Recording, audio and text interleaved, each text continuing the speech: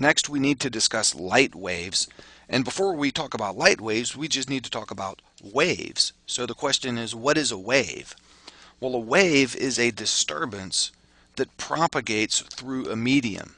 And I'll explain that with a few examples. A sound wave, for example. If you have a speaker, and a speaker for your stereo is typically shaped like a cone, and this piece back here is called the driver, and that contains the mechanism that shakes it back and forth. So it just shakes forward and back really fast, hundreds of times per second. But as it shakes forward and back, it shakes the air in front of it, and that disturbance travels through the air. Now, it's not wind coming out and traveling forward. It's just a vibration, a disturbance that travels through the air.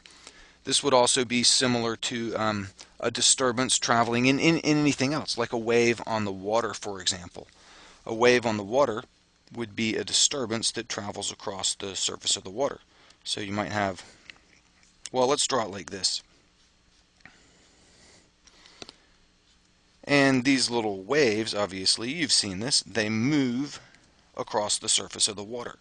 Now, water isn't really traveling. It's not like if this is a pond and there's a wave traveling across the pond, it's not like all the water on one side moves across and ends up on the other side. It's just the disturbance that travels. Or if you've taken a piece of rope and say it's fastened down here, and you grab this end and you shake it, you can shake one end, just give it a shake, and this little wave pulse will travel down to the other end. And if you continually shake it, you'll get a continuous oscillation in the rope.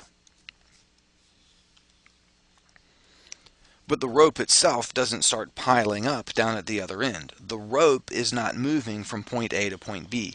It's the disturbance that's traveling. So a wave is a disturbance that travels through some material. In this case, the sound wave, it's traveling through the air. On the pond, the disturbance is traveling across the surface of the water, and here the disturbance is traveling along the rope. Whatever material it is that carries the wave is called the medium.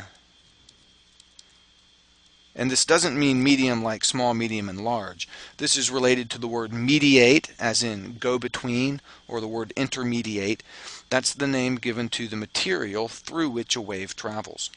And just know that in each case, particles of the medium shake back and forth, but don't travel along as the wave does. It's the disturbance only, the wave itself, that's doing the traveling. And a wave has to have a medium in which to travel. It's been said that in space no one can hear you scream. That was the line for a movie, a scary movie, Alien, when I was younger. And it's true. No sound waves can travel through space. Sound travels through the air. You have to have the air shaking in order for there to be a sound wave that you can hear. The speaker shakes in and out, and when it does that, it pushes on the air in front of it and causes a disturbance to travel through the air. If you were out in space and you had a stereo speaker, it could shake in and out, but there's no air there for it to push against. So there's no sound wave that's going to be created. If astronauts are talking to each other, the reason they're able to talk to each other is because inside one astronaut's helmet, say here's one astronaut, inside his helmet there's air, and he can talk, and the sound will travel from his vocal cords through the air in his helmet, and he has a little microphone there in his helmet, and so the sound is picked up by the microphone, but it's only traveling in the helmet. And then he's got a little radio transmitter or something, some device that will broadcast a radio wave that will then travel, and that will be picked up by the astronauts on the spacecraft or another astronaut floating around outside the space station, for example. That would be picked up by an antenna, and then the radio device in his spacesuit would convert it into a sound wave inside his helmet. So there's a little speaker inside his helmet, and then he can hear the sound from the speaker because it can travel through the air in the helmet. But the sound is not traveling through space. It's a light wave, a radio wave that's traveling through space from one astronaut to another. if astronauts' radios break down, they could actually lean their heads together so that the one helmet would touch another, and then the sound could travel from the air through the physical material of the helmet and into the other one, and the other astronaut could hear him. But they can't travel through empty space. A sound has to have, a wave has to have a medium in which to travel. Now, we haven't talked about light waves yet, but we'll get to that. We've mentioned sound waves and water waves and waves on a rope, but we'll be getting to light waves in just a second. Know, though, that waves always involve a back and forth motion, some kind of oscillation.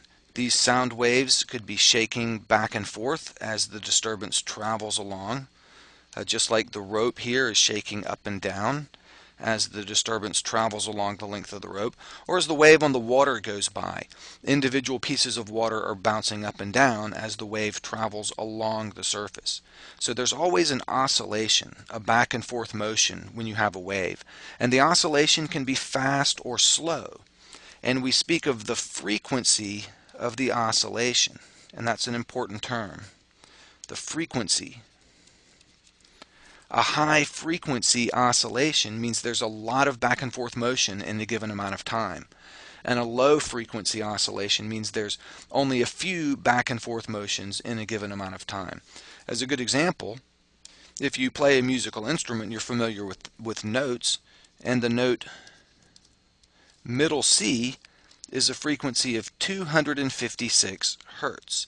And this unit hertz, that's H-E-R-T-Z, and that just stands for an oscillation per second. So 256 hertz is 256 oscillations per second.